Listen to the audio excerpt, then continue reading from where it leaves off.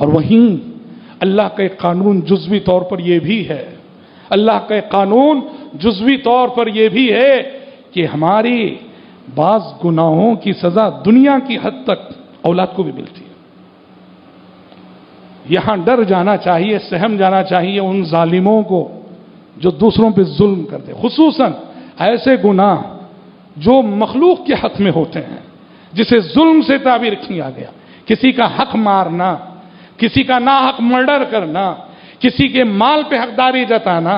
مال میراث کی صحیح طور تقسیم نہ کرنا، میراث کو دبا لینا، بہنوں کو ان کا حق نہ دینا، اپنے اثر و رسوخ کا غلط استعمال کر کے کمزوروں کو دبانا، ناحق ظلم و زیادتی، ایسے لوگوں کو جو اللہ کی مخلوق پہ ظلم کرتے ہیں، اللہ کی مخلوق کو ستاتے ہیں، یہ بھولنا نہیں چاہیے کہ اللہ کا یہ جزوی قانون ہے کہ میرے کیے ہوئے پاپ اور میرے کیے ہوئے گناہوں کی سزا میری ذریت بھی دیکھ سکتی ہے، میری آنے والی نسلیں دنیا۔ آپ پوچھیں گے ان کا کیا قصور؟ قصور تو میرا ہے، میرے بچے کا کیا قصور؟ دیکھو، انسان اولاد کے سلسلے میں بہت حساس مزاج واقع ہوا، میرے اوپر آزمائش آئے میں برداشت کر لوں گا، سہ لوں گا، لیکن مجھے منظور نہیں کہ میری اولاد پہ آئے۔ اس لیے اللہ کا ایک قانون ہمیشہ سے یہ ہے کہ اللہ کسی کو سزا دینا چاہتا ہے، عذاب دینا چاہتا ہے، اولاد کے ذریعے سزا دیتا ہے اللہ تبارک و تعالی۔ قرآن پڑھیے، سورہ توبہ وغیرہ میں یہ آیت ہے، فَلَا تُعْجِبْكَ أَمْوَالُهُمْ وَلَا أَوْلَادُهُمْ إِنَّمَا يُرِيدُ اللَّهُ لِيُعَذِّبَهُمْ بِهَا فِي الْحَيَاةِ الدُّنْيَا۔ اے پیغمبر، ان لوگوں کا مال، ان لوگوں کی اولاد آپ کو بھلی نہ لگے، اللہ تو یہ چاہتا ہے انہیں ان کے مال کے ذریعے عذاب دے، ان کی اولاد کے ذریعے خود ان کو عذاب دے۔ یہ اللہ کا قانون ہے۔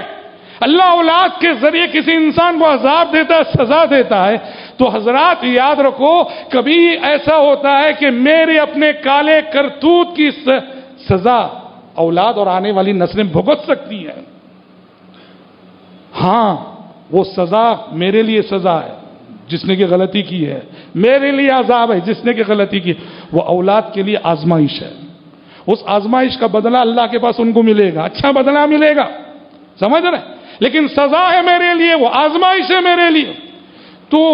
اور قرآن حدیث میں ایسے اشارے ملتے ہیں، اور سب سے بڑھ کر واقعات، مشاہدات جو معاشرے میں ہوتے ہیں وہ اس بات پہ شاہد ہیں کہ کس طرح اللہ تبارک و تعالی ظالم کے گناہوں کا، اس کے کالے کرتوتوں کا بدلہ اس کی اولاد کی شکل میں دیتا اور دکھاتا ہے۔ دیکھیے، ابو داؤد وغیرہ میں حدیث ہے، حضرت علی رضی اللہ عنہ نے ایک مرتبہ، حضرت علی آپ جانتے داماد رسول، حضرت فاطمہ کے شوہر، پیارے نبی کے داماد، حضرت فاطمہ آپ کی زوجیت میں ہیں۔ حضرت علی رضی اللہ عنہ نے ایک مرتبہ کیا کیا، ابو جہل کی بیٹی کو نکاح کرنے کے لیے پیغام بھیجا، اور وہ مسلمان تھی، مومن ہو گئی تھی۔ ابو جہل تو آپ جانتے، کون مسلمان ہے جو ابو جہل کو نہیں جانتا، اس کی جہالت کو نہیں جانتا؟ پیارے نبی کے دشمنوں میں سر فہرست پہلا نام ابو جہل کا آتا ہے۔ پیارے نبی کو اس نے جو ستایا، پیارے نبی اور صحابہ پہ اس نے جو ستم ڈھائے، اسلام کے قافلے کو بڑھتے ہوئے وہ دیکھ نہیں سکتا تھا، اس نے اپنے آپ کو گویا اسلام اور مسلمانوں کو ستانے کے لیے وقف کر دیا تھا۔ ابو جہل، اس کی بیٹی مسلمان ہو گئی۔ پیارے نبی صلی اللہ علیہ وسلم کے حین حیات آپ کے جیتے جی یہ ہوا کہ حضرت علی کا نکاح حضرت فاطمہ سے ہونے کے چند دنوں بعد، مدت بعد، حضرت علی کا ارادہ ہوا کہ ابو جہل کی یہ بیٹی جو مسلمان ہو گئی ان سے نکاح کریں۔ ابو جہل کی بیٹی کو حضرت علی نے پیغام دیا کہ میں آپ سے نکاح کرنا چاہتا ہوں۔ پیارے نبی صلی اللہ علیہ وسلم کو معلوم ہوا، پیارے نبی صلی اللہ علیہ وسلم کو جب پتہ چلا تو آپ صلی اللہ علیہ وسلم نے کہا کہ فاطمہ بضعۃ منی۔ ظاہر بات ہے، سوچئے جب حضرت فاطمہ کا احساس کیا ہوگا جب وہ یہ کہ ان کی سوکن اللہ کے نبی کے بڑے دشمن کی بیٹی ہے، کیا احساس ہوگا ان کو کہ میری جو سوکن بننے جا رہی ہے وہ میرے باپ کی اور اللہ کے نبی کے سب سے بڑے دشمن کی بیٹی وہ میری سوکن بن رہی ہے۔ حضرت فاطمہ کو کیسی تکلیف نہیں ہوگی؟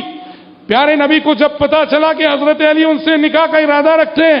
آپ نے کہا فاطمہ بضعۃ منی یریبنی ما اراوہا ویؤذینی ما آذاہا، کہا کہ فاطمہ وہ میرے وجود کا حصہ ہے، فاطمہ کی تکلیف میری تکلیف، فاطمہ کا درد میرا درد ہے۔ آپ صلی اللہ علیہ وسلم نے کہا واللہ لا تجتمع بنت عدو اللہ وبنت رسول اللہ تحت رجل واحد، آپ نے کہا کہ اللہ کی قسم، اللہ کے رسول کی بیٹی اور اللہ کے رسول کے دشمن کی بیٹی، یہ دونوں ایک شخص کی زوجیت میں جمع نہیں ہو سکتی، جمع نہیں ہو سکتی۔ علی اگر ان سے نکاح کرنا چاہتے ہیں کر سکتے ہیں، لیکن پہلے وہ میری بیٹی کو طلاق دے دیں، پہلے وہ میری بیٹی کو چھوڑ دیں اور بعد میں وہ چاہیں تو کر سکتے ہیں، لیکن اللہ کے رسول کی بیٹی اور اللہ کے رسول کے دشمن کی بیٹی، یہ دونوں ایک ساتھ ایک شخص کی زوجیت میں جمع نہیں ہو سکتی۔ دیکھو وہ مسلمان تھی، حالانکہ مومن تھی حالانکہ، لیکن جو یہیں سے اہل علم نے کہا، اس سے معلوم ہوتا ہے کہ بسا اوقات آبا و اجداد کا ننگ و عار اولاد کو برداشت کرنا پڑتا ہے۔ اس لیے محترم بھائی دیکھو،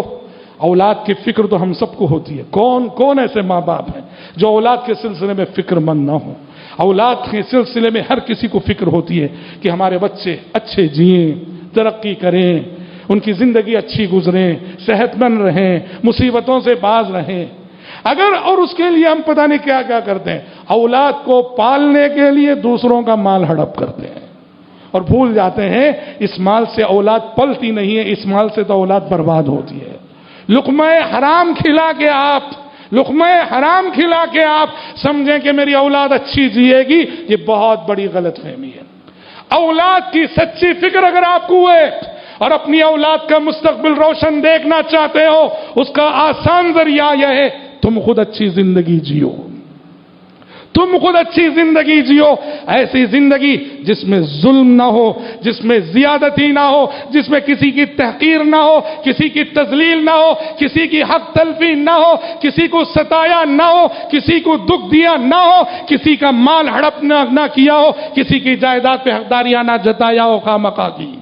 مخلوق کو نہ ستایا ہو، خاص طور پر جسے ہم ظلم کہتے ہیں، تو یقین کرو آپ پاکیزہ زندگی گزار کے جاؤ گے تو چین سے مرو کہ اللہ تبارک و تعالیٰ تمہاری اولاد کو اچھی زندگی نصیب کرے گا۔ لیکن اگر میں نے